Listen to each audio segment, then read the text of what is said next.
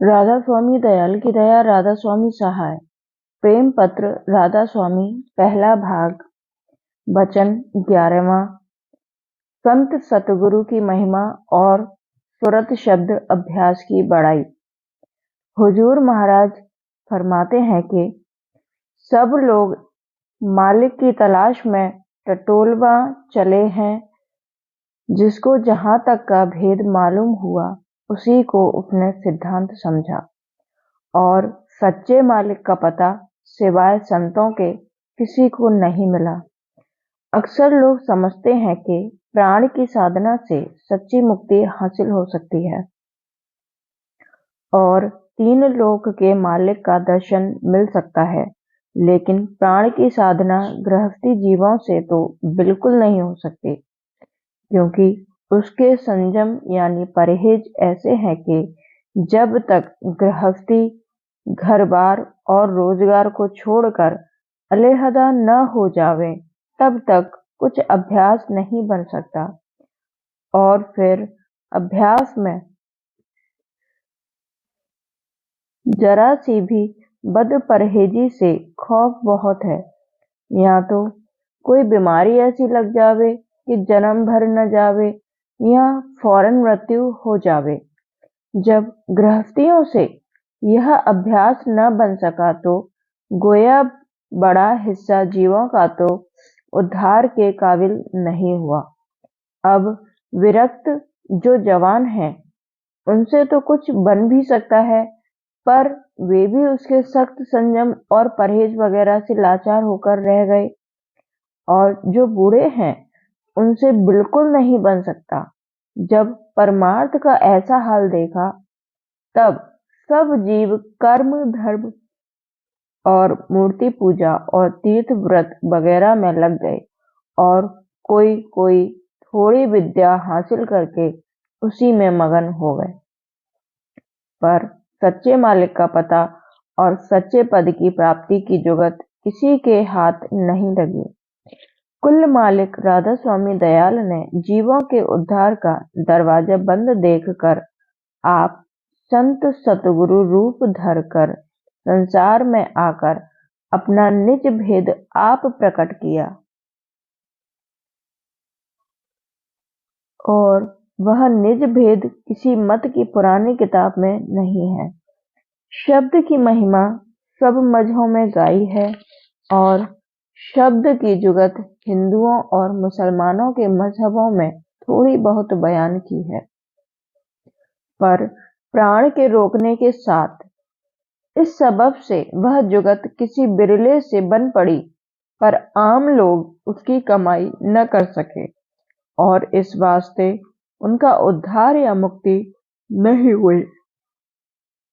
कुल मालिक ने सतयुग, त्रेता और द्वापर युग में इस तरफ तवज्जो कम की, क्योंकि सब जीव माया के सामान के साथ खुश थे।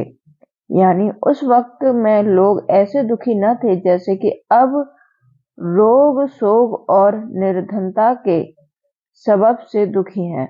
और जब तक कोई दुख न होवे तब तक जीव को चेत नहीं होता।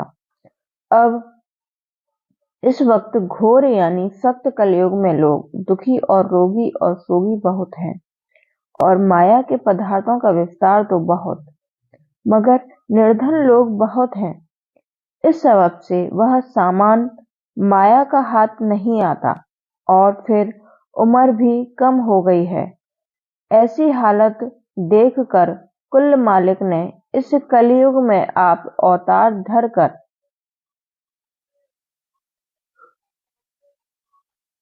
अपने मिलने की जुगत ऐसी आसान कर दी कि जिसमें प्राण रोकने की कुछ जरूरत नहीं, और ऐसा अभ्यास बतलाया कि जो 100 वर्ष का बुढ़ा भी कर सके और 8 वर्ष का लड़का भी कर सके, और हर उम्र के मर्द और औरत लेटे लेटे और बैठे बैठे कर सकते हैं।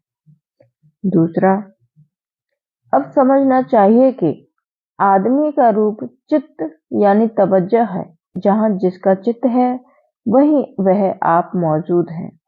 जब किसी ने भेद लेकर अपनी पूरी तवज्जो कुल मालिक के चरणों में लगाई तो वह उस वक्त वही यानी चरणों में मौजूद है और वही शब्द भी मौजूद है।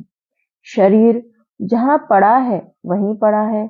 आंख इंद्रिय से दृष्टि बाहर की तरफ जाती है और सूरतों को देखती है और कान के वसीले से बाहर का शब्द सुना जाता है, और जबकि आंख और कान दोनों बंद करके और अंतर का भेद लेकर तवज्जो चरणों में लगाई तो जो आवाज आसमानी अंतर में हो रही है और हर वक्त जिसकी धार जारी है वह आसानी से सुनने में आ सकती है और मालिक के नूर का जलवा भी दिखलाई दे सकता है, और इसी आवाज को पकड़ के सूरत दर्जे बदर्जे ऊपर को चढ़कर एक दिन राधा स्वामी के चरणों में पहुंच सकती है। जितने रास्ते में ठेके या स्थान है उसी कदर आवाज भी है। उनका भेद संत सतगुरु या उनके साध या खास सत्संगी से मिल सकता है। तीसरा, संत सतगुरु खास मालिक का अवतार है या उसके खास मुहासब हैं और कभी उससे जुदा नहीं रहते। अगर थोड़ी देर के वास्ते जुदा भी दिखलाई देते हैं तो सिर्फ जीवों के उपकार के वास्ते, मगर असल में वे कभी जुदा नहीं होते। हर हालत में इधर भी हैं और उधर भी हैं, यानी उनकी सूरत की डोरी थोड़ी बहुत हर वक्त चरणों में कुल मालिक के लगी रहती है।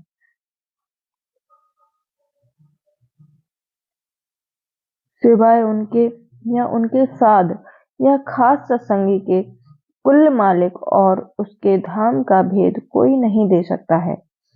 और सूरत और शब्द का लखाव खोजी और दर्दी परमार्थी को इस तौर पर कि उसके चित्त में वचन व खूबी समा जावे और तसल्ली हो जावे, दूसरा नहीं कर सकता। चौथा, शब्द असली जौहर की धार है और वही सूरत की धार है, यानी जहां पर के वह आकर ठहरी उसी को सूरत कहा जा सकता है। और जब वहां से बदस्तूर फिर धार जारी हुई तब उसी का नाम शब्द हुआ, और वह धारें शब्द ख्वाह सूरत की धार कहलाई। देह में शब्द और सूरत की कार्यवाही का एक दृष्टांत दिया जाता है, उससे कुछ हाल उस कार्यवाही का समझ में आ सकता है, और वह दृष्टांत यह है।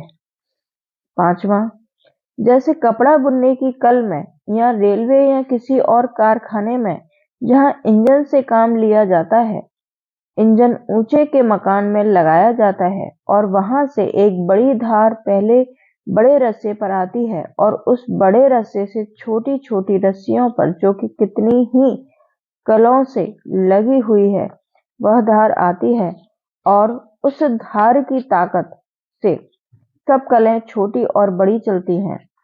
पर यह कुब्बत की धार जो कार्यवाही करती है दिखाई नहीं देती। अगर रस्सी टूट जावे तो धार का आना और उस कल का काम जिससे रस्सी बंधी थी बंद हो जावे, लेकिन यह रस्सी आप धार या धार की कुब्बत नहीं है, यह तो औजार है जिसके ऊपर धार सवार होकर आती है। छठवां, इसी तरह से आदमी की देह में भी रंगे हैं और उन्हीं रंगों में होकर रूह की धार मस्तक से आती और देह के अंग अंग को, जो एक एक कल के मुआफिक है, ताकत देती है। यह धार भी नजर नहीं आती, लेकिन उसकी कार्यवाही से उसका शरीर में आना मालूम पड़ता है। जैसे जब कोई सोते से जागा और कुछ काम करने लगा तो मालूम हुआ कि शरीर में रूह की धार आई। इंद्रियों की कार्यवाही से रूह की धार का देह में आना मालूम होता है। इसी तरह जब लड़का पैदा होता है तब जो वह शब्द करता है उससे मालूम होता है कि वह जिंदा पैदा हुआ और जान की धार उसकी देह में आई, और नहीं तो वह मुर्दा समझा जाता है। सातवां, अब मालूम करना चाहिए कि सूरत और शब्द उस जौहर का नाम है जिसके सबब से तमाम शरीर में चैतन्यता और ताकत फैली हुई है। सिर्फ आवाज का नाम शब्द नहीं है। 8वां, कोई अनजान लोग कहते हैं कि शब्द आकाश का गुण है। यह लोग शब्द को सिर्फ आवाज समझते हैं। यह उनकी बड़ी भूल है, क्योंकि वह जौहर जिसको संतों ने शब्द करके पुकारा है, आकाश की जान और उसका चैतन्य करने वाला है। उस जौहर यानी उस शब्द का कोई खास रूप नहीं है और न उसमें रंग और रेखा है। वह अकह, अपार और अनंत है और वही कुल का करता है। शब्द से ही कुल रचना जाहिर हुई और उसी के बल से ठहरी हुई है और उसी की ताकत और चैतन्यता तमाम रचना में है। उसी की धारें इंद्रियों और देह को ताजा कर रही हैं और वह शब्द घट घट में मौजूद है। जो कोई अपने अंतर में संतों के वचन के मुआफिक ध्यान और तवज्जो करे, वह उस धार की आवाज को सुनकर और उस धार से मिलकर उसका आनंद ले सकता है। इस देह में 10 इंद्रिय, 4 अंतःकरण और 5 दूत यानी काम, क्रोध, लोभ, मोह, अहंकार की धारों ने बहुत भारी शोर डाल रखा है। इनकी तरफ से तबीयत जब किसी कदर हटे तब शब्द सुनाई दे। इस तरफ से तवज्जो को हटाना और उस तरफ को लाना, इसको शौक कहते हैं।